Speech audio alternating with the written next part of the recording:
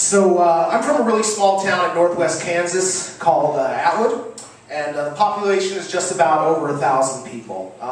Geographically, northwest Kansas is a web of towns of about 1,000 to 2,000 people that are 30 to 45-ish miles apart.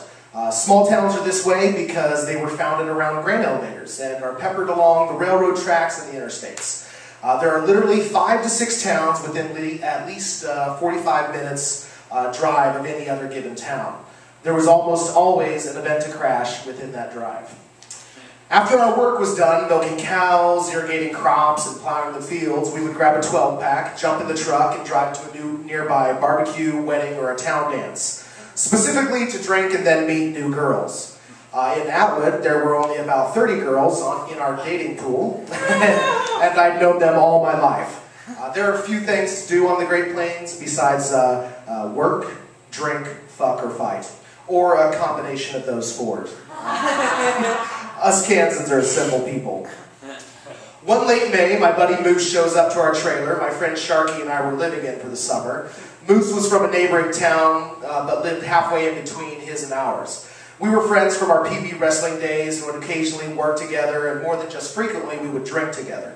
Sharky and I were pretty stoked to hear that Moose's hometown was having a graduation alumni dance. We had yet to be run out of this town.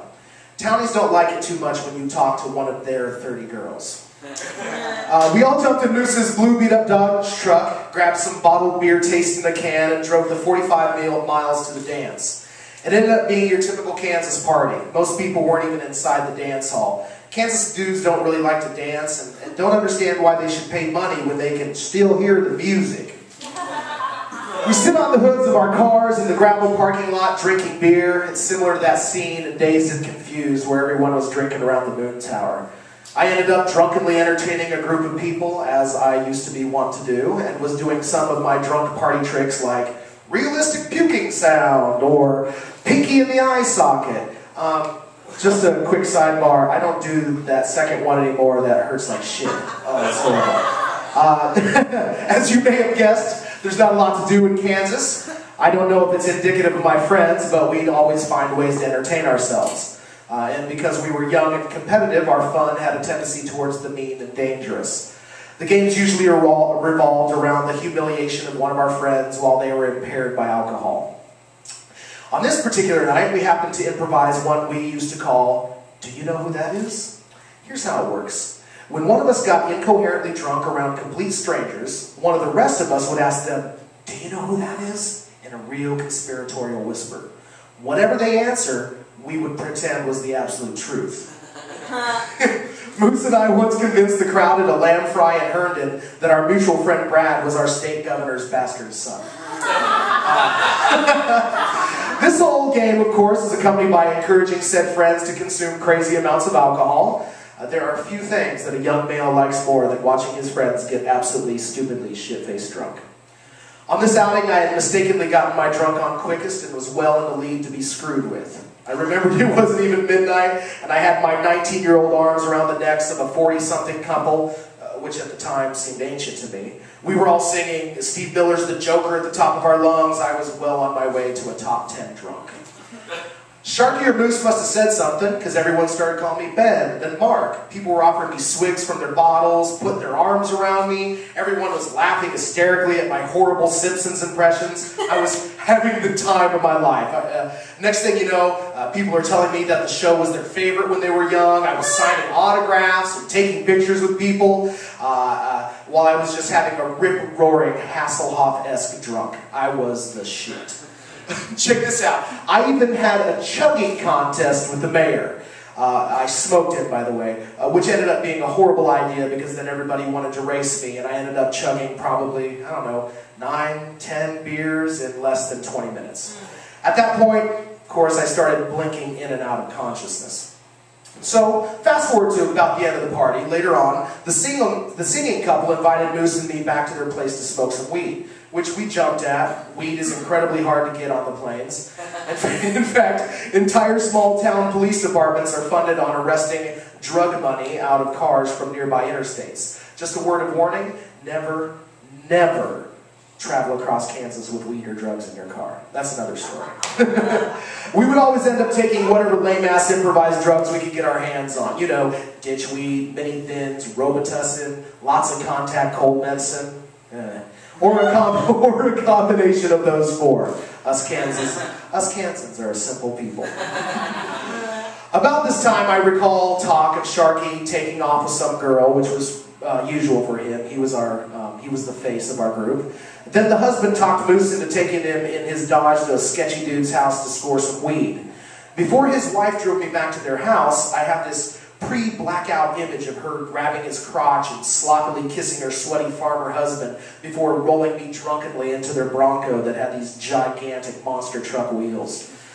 I was the type of drunk where you're trying to keep it together even though you're blacking out, coming in and out of it. I've actually heard it recently referred to as wedding drunk, which I think is pretty apropos.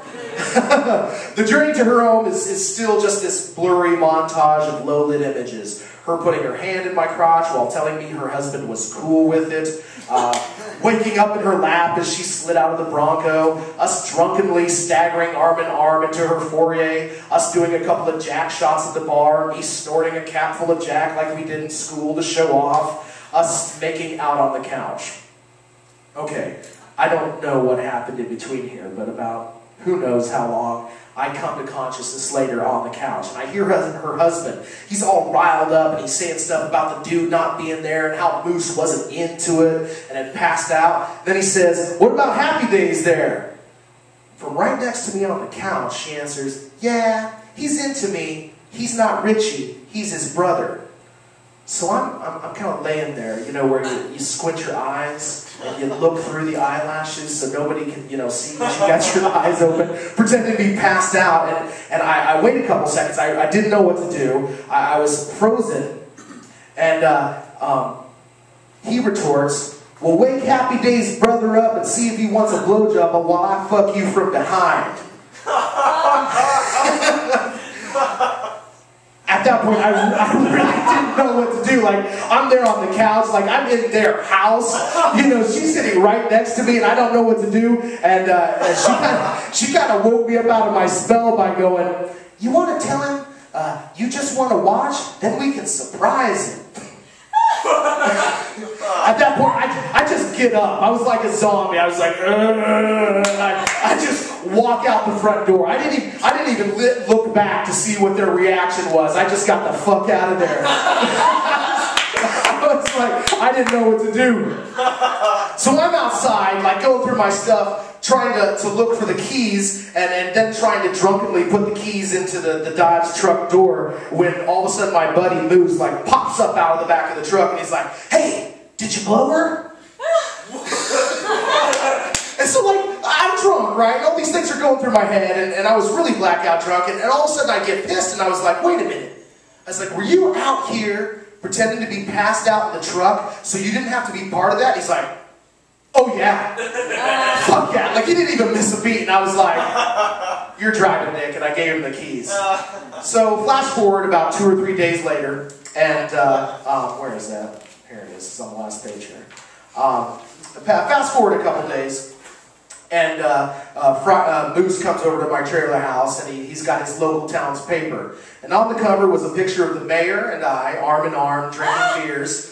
And the headline reads, "Famous actor from Gentle Ben fame, Clint Howard, visits best friend."